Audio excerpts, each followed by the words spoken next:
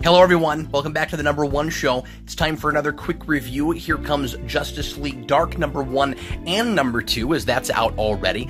DC has had, on the whole, a fantastic handle lately on how to tell a sprawling, cosmic, reality-breaking story without it feeling too dull and derivative, and without losing the characters who are supposed to be driving the story.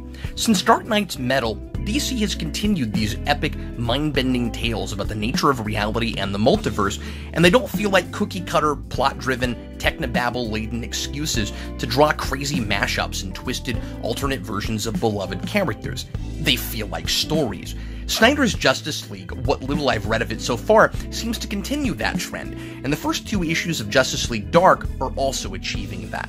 I've read a million end-of-the-world, reality is crumbling, how big can we possibly go scenarios, but I care about what's happening here because it's handled with such care. It has thoughtful ideas cranking its motor, and as wildly mystical as it is, and should be considering the title and cast of characters, it's grounded by the plights and compelling motivations of its principal characters. The stakes for the world are huge, but so are the personal stakes for our heroes. I like what I read of the previous Justice League Dark book, and this is, so far, a worthy successor, as it's fundamentally about some of the same things, and it's working to validate this group as a true Justice League.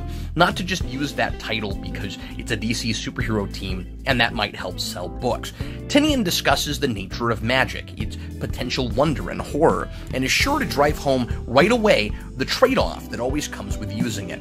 I like the line about Newton's third law and how it applies to magic. There's always an equal cost.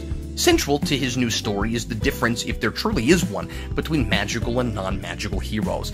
The Justice League, according to Zatanna, looks at things in black and white terms. But in the world of magic, there is, by definition, ambiguity. And therefore, those heroes have no place in the world of magic. But there are flaws in our argument. Is the concept of responsibility and cost really unique to magic over science? I like Kirk Langstrom's presence here, the Man-Bat, as he bridges the gap between the two worlds, though he's an odd choice for comic relief. He doesn't believe the natural world can ever not be explained by science, and there isn't that chasm between those two worlds as Zatanna describes them. And I imagine there will be comparisons of his transformation to Man-Bat and the demon Etrigan, and even what happened to Swamp Thing.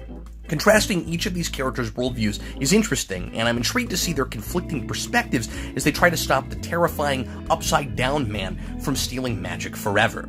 This is some of the best work I've read from Tynion, who reads more confident and plots more tightly than I think he used to. It's an effortlessly crafted first issue, establishing its premise, themes, and characters in an organic way. I'm not lost, having not checked in with Swamp Thing or Constantine in a while, and although I'm more at home because I'm familiar with the central idea behind Justice League Dark, the uninitiated should have no trouble diving right in.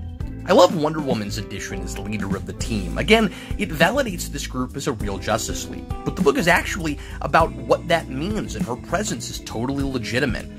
I saw her on the cover and expected her to be shoehorned in, but Tynion clearly expected that reservation and deftly addressed it. She's trying to put this team together knowing that something horribly wrong is happening with magic.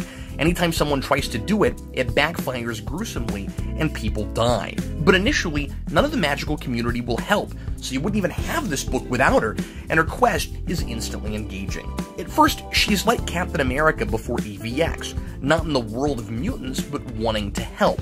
But she makes a great case for not really being an outsider, unlike Captain America with the mutants. She grew up in a world of magic and perfectly walks, maybe more than anyone, between those two worlds. It's not an overly dreary book. There's plenty of dry levity, particularly from Detective Chimp, who I laughed with, but also was surprised to find has a weird amount of pathos. Bueno's art is muy bueno, atmospheric, sufficiently detailed, and appropriate for the material. Some of his faces look more cartoony than others, and occasionally there's a background I wish was more filled in, but it certainly kept my attention. It's a must for Wonder Woman readers and fans of dark fantasy, and an excellent companion to the current Justice League book. If it sounds to your taste, I'd say put it on your pull. Thanks so much for watching this quick review. Lots more coming your way here on Geekvolution. If you'd like to support us, go to patreon.com/Geekvolution and become a patron for just $2 a month. That gets you early access to Superhero Rewind, Count and Crypto Freaks, and also our twice-monthly Patreon exclusive, uncensored talk show, Geekvolution After Dark. We appreciate everybody. Thanks again for watching. I'm Captain Logan, and I'll see you again soon.